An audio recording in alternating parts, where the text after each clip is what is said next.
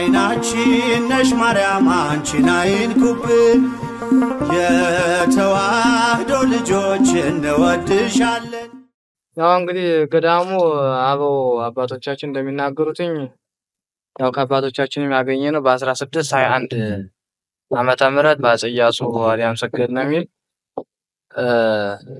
እና በ1621 ዓመተ ምህረት ነው የተገደመው ገዳሙ የገደሙት አባት የአቡነ ሐራ የእህት ልጅ ናቸው ጻድቁ አቡነ ጽጌ ድንግል ነው የገደሙትኝ ያው ከፎገራ ወረዳ መጥተው ይህን ገዳም ገድመው ለ27 ዓመታት በአበምኔትነት በብቃት ሲያስተዳድሩት ቆይተዋልኝ ከአባታችን አቡነ አምሃ ጊዮርጊስ ጋር ጎንደር ሂደው የሰማዕትነት አክሊል ተቀብለው ከቦታው ላይም እስከ 7 ትውልድ የሚያስምር ቃል ኪዳን ቦታን የረገጠ ኢየሩሳሌም እንደሄደ ቆጥርለታለሁ በቦታ አንፍርፋሪውን የበላ ስጋው ደሙን እንደተቀበለ ቆጥርለታለሁ እስከ 7 ትውልድ እምርልሃለሁ ተብለው ቃል ኪዳኑን ተቀብለው ይህን ቦታ የቆረቆሩትኝ ያው እንግዲህ አቡነ ጽጌ ድንግል ናቸው ማለት ነው እንግዲህ እንደምታዩትኝ ቆርቆሮ ላሜራ ስናጣ በዚህ ነው ሰፈረና ያለ መስኮቱን ማለት ነው እንግዲህ እዚህ ውስጥ ነው ኪዳንም እናደርስ ቅዳሴው የሚቀደስ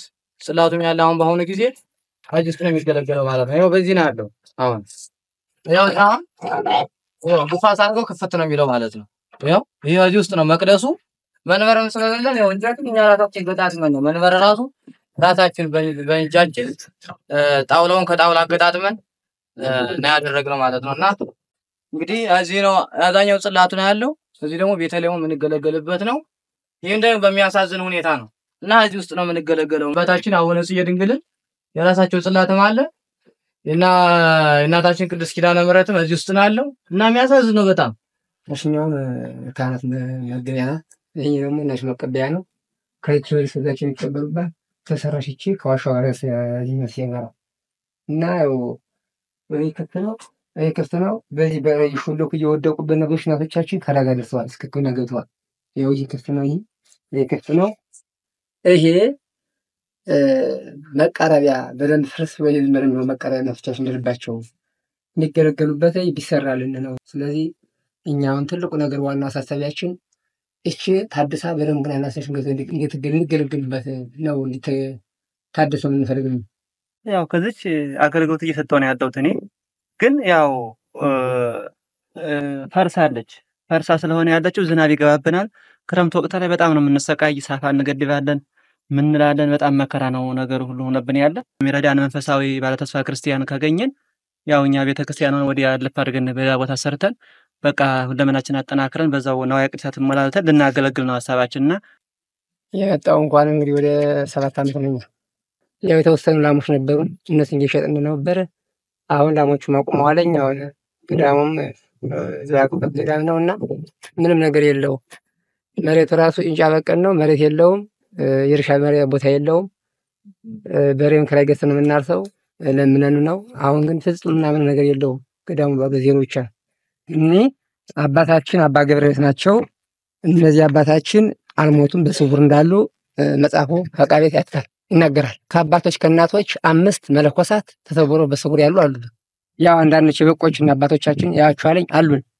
በወላዲተ አምላክ በድንግል ማርያም በአባታችን በአቡነ ጽጌ ድንግል በረከትና ረድኤት ላይ እኛ በእነሱ ተስፋ አለን እኛ ግን አሁን መለኮሳት ልብስ 1 ዓመት ያን ልብስ ዓመት ያገለግለዋል ነገር ግን አሁን እኛ መለኮሳት ግማሹ መለኮሳት የቦታው ፍቅር ይዞ ጸበሉ ፈዋሽ አዳኝ ከምንም በላይ ለይት ያለ ጸበል ነው ያለው ይጠብ ስለዚህ የቦታው ፍቅር ይዞን የአባቶቻችን ተሰውር አባቶች የነሱ ጸሎታቸው ስግደታቸው የነሱ በረከታቸው ይጠብቀናል እያልን በእነሱ በተስፋኛለን ነው እንገኛለን ከቦታው ላይ አንድ አዝመራ ተዘምሮ አጥር ከሌለው አዝመራው ከንቱ ነው ባለቤት አይጠቀምበትም ቤተክርስቲያን ደግሞ ቅጥሯ ተሰርታ ስትገለገል ከውሻ ከፈየሉ ከአህያው ነፃ ሆና ቅጥሯ ተሰራላት መንፈስ ቅዱስ ረድኤት በረከት ለኛ ሳይሆን ለሀገር ለኢትዮጵያ ሀገራችን ላይ በረከት እየደረሰው በዚህ እንዲገኝልን እናሳስባለን ይህ ቦታ መለኮሳት ማንኛውም ሰው ያልተፈወሰበት ሰው የለም ጸበል የሚመጣ ላይ ነው እንግዲህ ርቀቱ ምን ያህል እንደሆነ እንግዲህ የሚታይ ነው በጋ ተከረም ሲጠበል አይቀንስም አይጨምርም እንዳል ሁሌ የሚኖር ከመጣሁበት ከ8 ዓመት ገደማ በላይ ነው የመጣሁት ከገዳሙ ከገዳሙ ቆይቼ ከስቆይ ግን መጀመሪያ ሲመጣ በጸበል ነው መጥቼ የነበረ መጣ ግን እዚህ ጸበል ተጠምጬ ኃይለኛ ደዌ የነበረብኝ ተፈውሼ ግን አሁን የገዳሙ አፈር ምርኛ እየሰራሁ ነው ያለው። ስለዚህ በገዳማታችን መጣችሁ በዚህ በጸበሉ ተጠምቃችሁ ልትፈወሱልን ስንል እናሳስባለን። አዎ ቀድሞ በአባቶች ትርፋት በነበሩበት እኔ ስገባ ከ16 እስከ ኩሌታ ዘመኔ ድረስ በትርፋት ሳገለግል ነበር። እነዚህን ይዤ በአምስቱ ለካህናት ለዲያቆናት እያለበስኩኝ ለውጥ የለንም ሲሉ መገልገያ ካባች ብቻ ነው ያለው። ይችላል የዚህ መጣ ምሳሌ ሌላ የለም። ሌላ ለውጥ መጋረጃም የለም፣ አክሊል የለም፣ ጧፍ ዕጣን የለም፣ ዘቢብ የለም። ዝም ብዬ ነው ያው በዚህ ማዶ መንደር ያው እንግዲህ ሰው እየተዋሳል የሚያመጣ እዚያ ማዶ መድኃኔዓለም አሉ፣ በዚህ ማርያም አለ፣ በዚህ ሚካኤል አለ። እዚያ እየተዋስኩ ነው ቅዳሴ አንዳንድ ቀን ልዘት ጥምቀት ማስቀደስ እንጂ ረዳት የለም። ከዚህ ላይ ወንበር ደና እየተማርን ነበረ። ደሞዝ በቀጥ ባለመኖሩ ገዳሙ ትንሽ በመሆኑ ገንዘብ ስለሌላቸው መምህሩም ገንዘብ በቂ ካላገኘው እኔም አልቀመጥም ብለው ሄዱብን። ከሄዱ እኛም አልተማርንም። አሁን መምህር ይተካልን እያልን መምህር ይሰጠን እያልን እንዳንሄድ የቦታው ቅድስና አለው እንዳንቀመጥ የትምህርት ፍላጎት አለን። ህይወታችን ገና አበባ ነው ለፍሬ ስላልበቃል ማለት ነው። እና እሳቸውን መምህር አምጡልን ስል ቆይ እስቲ ገንዘብ የሌለው ሆኖ እኮ ነው ምን ሸጠው አተን ነው ወፍጮ የለን የውሃ ልማት የለን ፍየል የለን በግ የለን የት እናምጡ ይላሉ። እንዳንሄድ የገዳሙ ፍቅር አለና እንዳንቀመጥ የትምህርት ፍቅር አደረብን እና በዚህ ምክንያት ያው መምህርም እንዲሰጠን ድጋፉም ከእናንተ ነው። አድየት ወይ ቤተ እግዚአብሔር ባያሉ ድሮ አባቶች ዘሮት ነው የለውም የሚሰጥ ያው የወደቀ ነው። ይሄን ወፍጮ ነው በዚህ ወፍጮ ነው የሚፈጨው ማለት ነው። ድንጋይ ወፍጮ ማለት ነው። ለመሰፈር የሚፈጨው የሚሰቀ ነው። በርበሬ አሲዛን ባል ነገር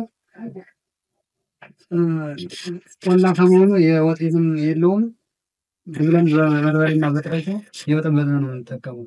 አባቶችም እናቶችም የቤት ችግር በጣም ላይ አለ። እንደምናኝ ለአንድ ጊዜ ነው ያስፈልገው። ዳይትም ደግማለ መቁጠራኝ ቆጥራለ ይሰግዳለ። ያ ሁሉ በየብቻው ነው ያለው። ስለዚህ በጣም ችግር አለ። እንደገና ደግሞ የቤተ እግዚአብሔር ጉዳይም ደግሞ በጣም ያው ችግር ላይ ስላለ መጠለያ አባት 1 ለ5 ነው የምንኖረው። በቃ አሁን ማይሰራልን ከሆነ ጠቅልለን ሁላችንም ልንወጣ ነው። እንግዲህ በገዳሙ ውስጥ የሚገኙ አርዲቶች በታች ሞፈር ቤት አለና ሞፈር ቤቱም 150 የሚሆኑ አሉ። እዚህም 150 አለና ያው ደግሞ ለተልእኮ የሚወጡ አሉ። አሁን ለጊዜው ጠቅላላ ብለው አሁን ለጊዜው 130 እንሆናለን። እኛ እንግዲህ መሰረታዊ ልማት አንደኛ ሲንጀር ሸማ ቢኖረን፣ ሁለተኛ አሁን እናቶቻችን እዚህ ሌሊት ወፍጮ ሲፈጩ ያድራሉ። ቀን እኛ ጋር ደግሞ ወጣው ደግሞ ቁፋሮ ይውላሉ እና በጣም ተሰቃይተውብን ያሉት እና እነሱ ሁለተኛ ወፍጮ ሌላ ወፍጮ በአካባቢው የለም። አሁን አንድ ወፍጮ ብንተክል ለገዳሙ ገቢ ነው። ሶስተኛ ሱቃውን በዚህ ከዚህ ከ20 ኪሎ ሜትር ሳብሎ የሚገኝ ኩሪ የምትባል ከተማ አለች። ወረድ ብሎ ደግሞ ሳንጃ አለ። እዛ በላይ ሙሴባን በትክክል ድንጋይ ያለ ሀዛ ሱቅ ብናበጅ ለኛ ትልቅ ልማት ይሆናል ብዬ አስባለሁ። ገቢ ምንጭ ይሆናል ብዬ አስባለሁ። ማህበረ መነኮሳቱ 5 ነው ተመደቡ ያሉት ማለት ነው። ያንዳንዳቸው ሀዛ ሞፈር ቤት አለ። ከሞፈር ቤቱ አንድ ትልቅ እንደ ሰርቪስ አድርገን ቤት ሰርተን ሀዛ ነው አንድ ኬንዳ ነገር አንጥፈው የሚተኙት እና ለዳዊት አልመቸን አለ፣ ለጸሎት አልመቸን አለ እያሉ እየወጡብን ነው የሚሄዱት ማለት ነው። እና ቤትም አስፈላጊ ነው። እዚህ ሚዲያ ወተን መናገሩ ለመነኮሳት አስፈላጊ ሆነ አይደለም፣ ግን እነሱ ከሚፈልሱብን ብለን ነው ማለት ነው። እና ጸባጋንት ኃይላጋንት እንደሚበረታበት መጠን እኛ ስራ ስንሰራ ነው አይምራችን እረፍት የሚያገኘው። ለሰውናታችንም ስጋችንም ማድከም የምንችለው ስራ ስንሰራ ነው እያሉ እኛ ግን ስራ ስሩ እንዳንላቸው የሚሰራ ስራ የለ ሲሆን ማህበረ መነኮሳቱም እየወጡብን ይሄዳሉ። ግን መነኮሳቱም እንዲቀመጥ አሁን ያልናቸውን መሰረታዊ ልማት ብናገኝ እነዚህ ልጆቻችንም እህቶቻችን አባቶቻችን እናቶቻችን እዚህ ይቀመጣሉ፣ ገዳሙም ያድጋል ብዬ ተስፋ አደርጋለሁ። አካውንት ቁጥር